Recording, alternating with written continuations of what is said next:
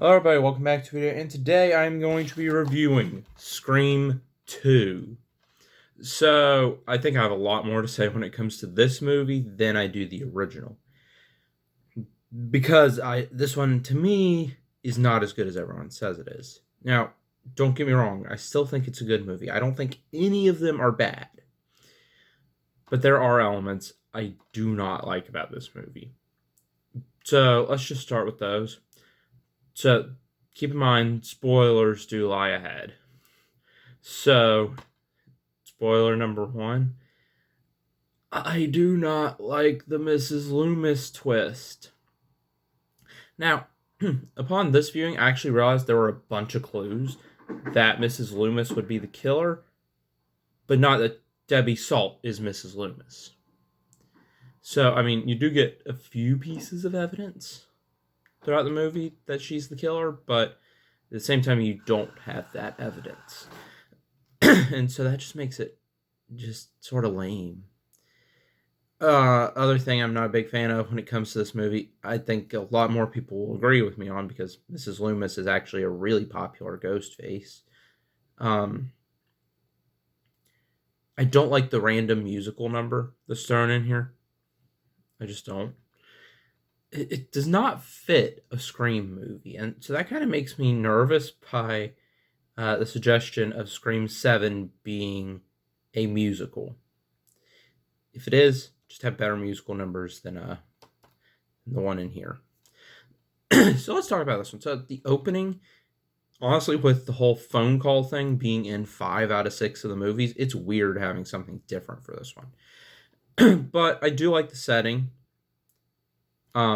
So that was cool. You know, it's a different setting. It's a different kind of opening, and so I think it's kind of weird to look at it because all the ones that followed were paying homage to that first one with the phone call. So that's kind of interesting there. So I think, let's just keep going with the main characters first, because we've moved past the things I don't like. The two things I don't like are Mrs. Loomis and the musical number. Apart from that, the rest of this is really good, especially Courtney Cox. I think that while I said I like her more in the Scream movies than Friends, I think that this might be her best performance of the series, because she is really good in Scream 2. Because by the end of the movie, she's completely different, because she has a big character arc throughout the movie, and a pretty funny moment where you think that she's actually Ghostface, briefly, at the end of the movie. But, yeah, Gail, best of the main characters for this movie. This is also where David Arquette really starts to come into his own as Dewey. And Sydney is, well, she's still as great as Sydney was in Scream 1. All right. So, yeah, I agree with everyone. Randy should have lived. And honestly, look, if they needed to raise the stakes, then maybe one of the other ones instead of Randy, because Randy wasn't even the original target. The original target was Gail. Randy only died because he picked up the phone instead of Gail. So just an interesting thought there. If you think one of the others should have died instead of Randy, leave your suggestions in the comments. But, I mean, I think everyone, including Kevin Williamson, the guy who wrote the movie, said that he regrets killing Randy. So, Randy definitely should have lived. So, another thing I like about this movie, so I've mentioned one of the ghost faces. I've mentioned Mrs. Loomis. And you knew going into this video, if you had watched my Ghostface ranking, that I'm not the biggest fan of Mrs. Loomis. However, on the other hand, Mickey Altieri, the other Ghostface of this one, is a really good Ghostface. I mean, he's probably responsible for most of the events of this movie. I mean, Mrs. Loomis says everything's traceable to Mickey and claims that she killed Randy, which means it's most likely that Mickey did everything apart from killing Randy. Um, the motive is kind of dumb to blame the movies and wanting to do this big trial thing. But if you actually look at it in historical context, this was done not long after the OJ trial, which was a huge event that year. So maybe he was thinking he would get that same kind of publicity. um, so yeah, I do think that this movie might have a secret killer, and I think that that's the cameraman, because I really started to think this when when he left right before the phone call that kills Randy.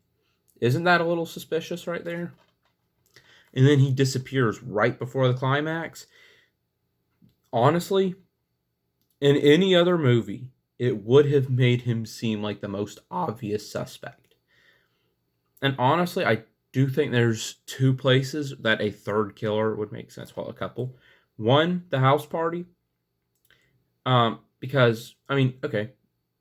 I mean, when I say the house party, I mean Cece's death that happens during the party. So, I mean, Mickey is shown to be there and at the party, and Mrs. Loomis does not have an accounted for alibi during the time. But, I mean, she was hanging out with the press a lot when she was on screen. Honestly, the only time that you don't see her with the press is when Gail thinks Cotton's the killer near the end of the movie. But, I mean, the most obvious examples of the cameraman being a potential suspect or a potential third killer for the movie are definitely the attack on Randy. Maybe could have been the one that did the actual call. And because it's just weird, he leaves and then Ghostface calls. That's a really big coincidence. And then, of course, on top of that, you also have him leaving right before the big climax. But there's two instances in this movie where it just seems like there's two killers at that place. And that is the car sequence, because I don't think Mickey could run that fast to get out of the car, go around some construction, and turn up where Hallie is. I don't think he could run that fast and not get noticed. So it kind of seems like maybe there was an extra one there. And also at the film room, where Ghostface appears, Dewey checks, and then the other one appears right behind Gale. So, I mean, I'm just saying that I think it's entirely likely that there could be a third killer, and I think the cameraman is who that is. So, there are a few points I haven't brought up yet. So, there's Derek, to quote Mickey, not Mickey, sorry, I'm getting my words confused. To quote Randy, the obvious suspect. I mean, yeah, there are points where he does come across as, is he honestly going to be Ghostface? I've seen the movie several times. I've honestly seen all of these several times. And honestly, yeah, there are parts where you think that this guy might be Ghostface. And then the other big thing I want to talk about is Cotton Weary, who is a bigger player in this movie compared to Scream 1, where he was just shown on a clip. So this movie, he makes his first full appearance in the series and is an obvious red herring. He wants fame, he wants his 15 minutes, but he wants to get that 15 minutes talking to Sydney, if that makes sense. He wants that interview.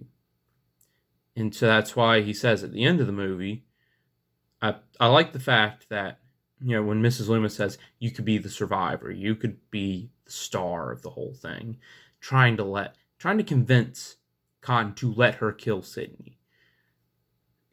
And she has no idea that Cotton earlier brought up to Sydney a Diane Sawyer interview that involved both of them. And so he then says, that interview's looking pretty good right now. Mrs. Loomis thinks it's a solo interview, And Sydney says, consider it done. And then you get the best thing about Mrs. Loomis entirely is the look of shock on her face when that happens. So I'll say this, one last point, one thing that has confused me. Is Mrs. Loomis in her one last scare moment right there? Because it's kind of iffy, because some of them do get a one last scare, some of them don't. She was crushed by a bunch of stage rocks. So is she in her one last scare moment? That's another question for the comments. Do you think that that's her in her one last scare moment? Because honestly, that's something I only just thought about. So yeah, apart from that, it's a good sequel. Not as good as the first, but I'll give it an 8 out of 10. It's still a really good movie with just a couple of issues. So yeah, next time we'll be looking at what was supposed to be the conclusion of the trilogy. I'll see you in the next one. Like and subscribe. Bye.